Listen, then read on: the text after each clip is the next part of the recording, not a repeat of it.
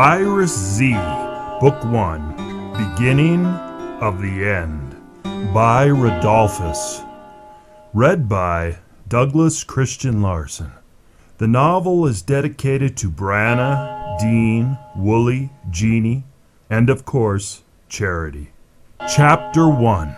A variety of birds flock along multiple lines of power cables above the beautiful green neighborhood of closely snuggled homes. Ravens perch close to sparrows, and orioles nearly touch wings with starlings. Several murders of crows watch from the branches of many trees, and many strange oddball birds that should not even be here. Seagulls, pigeons, a stately hawk, all are grouped much closer together than birds of opposing feathers generally congregate. The birds make no noise. They hardly move. It almost seems that the fowl are intently watching just one of many dramas play out in this small backyard just below them. A boy is flattened against a brick wall, hardly breathing, let alone moving. He has dived into shrouds of ivy, spilling over the brick wall. The boy is pale, and his eyes are huge, and his lips are parted in what first appears a grin, but in reality is a rictus snarl of disbelieving terror. On the other side of the yard is an old man staring up at the sky. The old man is not looking at the birds, nor does he notice the sun departing the sky, or even the change of color in the oncoming evening. The boy holds his breath and presses his back as hard as he can against the brick wall, doing his best to merge and become one with the usually comforting warm red brickwork. His papa always tells him, if there's a bad guy looking for you and he does not see you, does not know you were there, then keep it that way. Be invisible. Be quiet.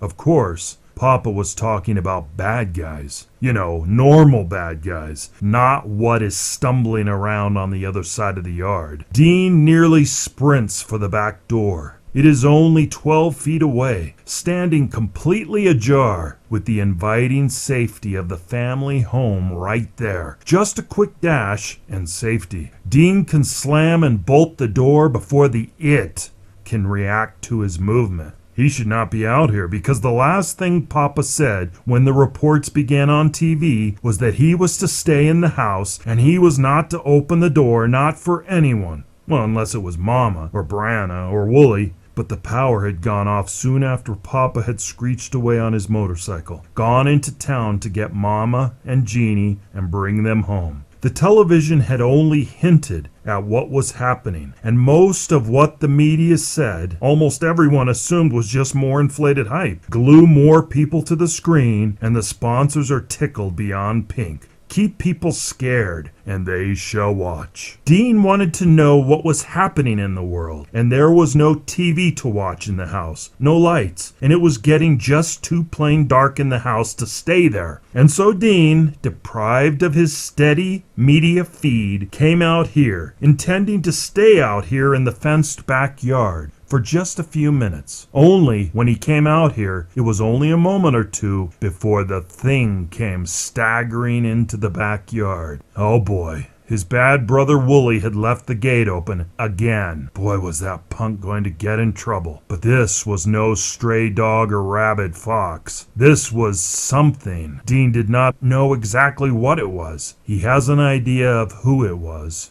but not what is wrong with the thing or what it intends to do.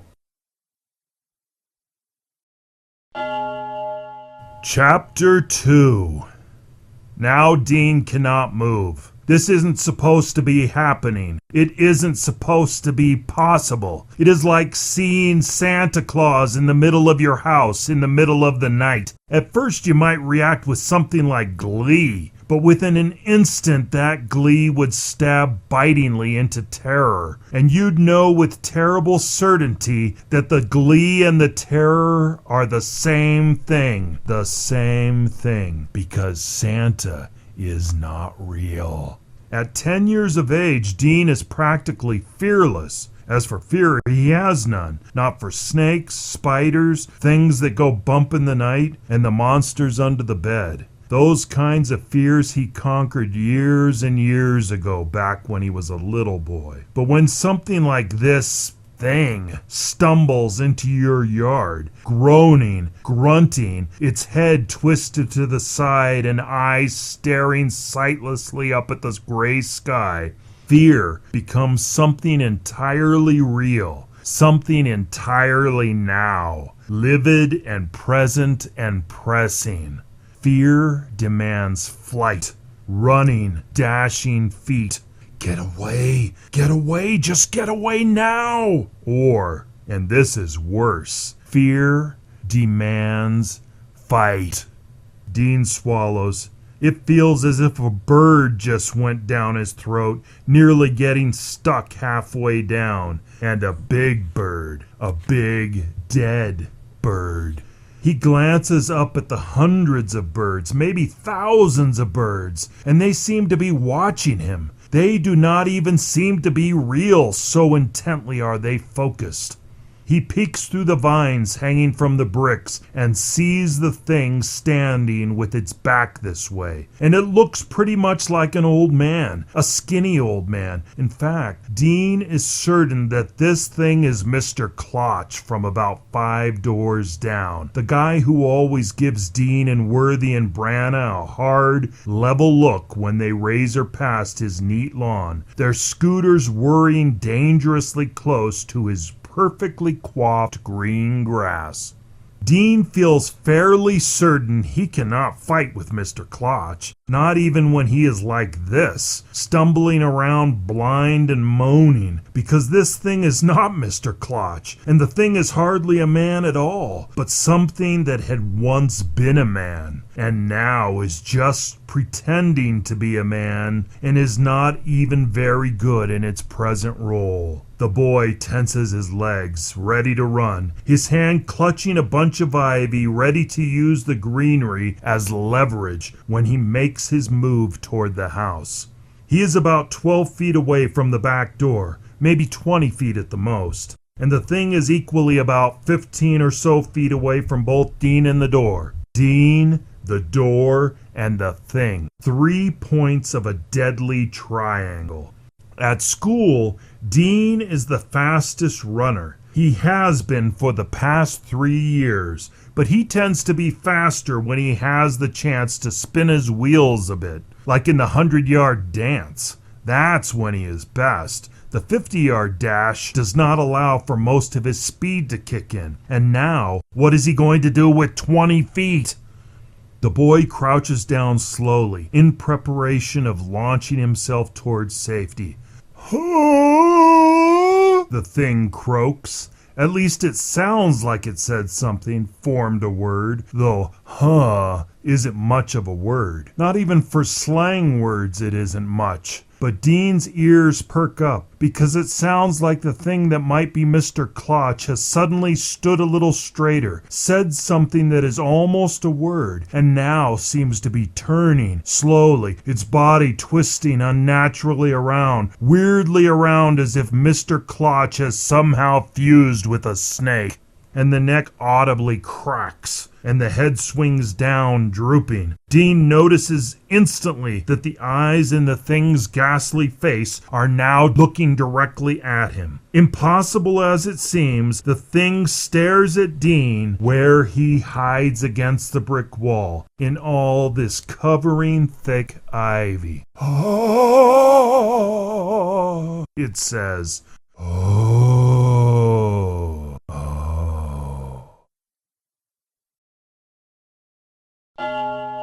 Chapter 3. This noise sounds very different from all its previous moaning and animal noises. This noise makes all the difference in the world. This is a noise of discovery. This is a noise of triumph. This is a noise of incredible hunger, yearning, terrible lust. Dean bolts, throwing his body toward the welcoming opening of the house. At this precise moment, the thing that might or might not have been Mr. Klotch comes jerking into life, its body shambling and half falling forward directly toward Dean. Its hands are now up and reaching.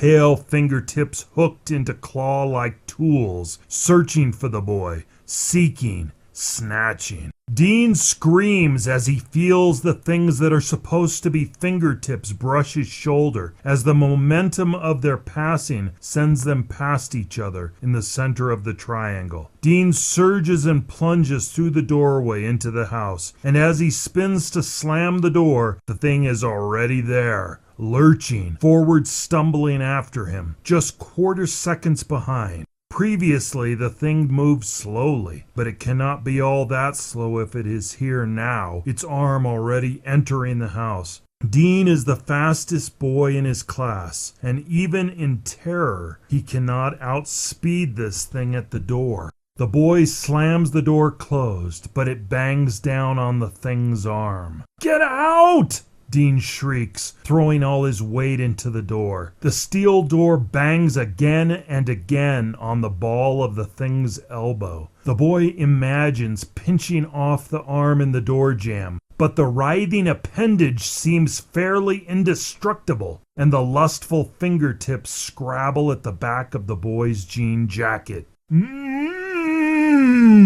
It croons, its leering face peering in the crack, its eyes flat and lifeless, but somehow seeing the boy, or at least sensing him. Its teeth begin to snap and grind. Something viscous drips down its jaws, something greenish and dark, drool or blood or mucus or a mixture of all of these. Or perhaps it is a goo much worse. The thing half pushes the door open. Dean's sneakers squeal on the tile floor as he is forced back. "Get out!" Dean shrieks at the top of his lungs as his body surges again up against the door. The thing is in mid-turn as it attempts to get its whole torso into the room, but the boy's frantic surge of strength and weight catches it mid-stumble, and the thing that might or might not be or once was Mr. Klotch stumbles backward, not much, but just enough that Dean's surge slams the door.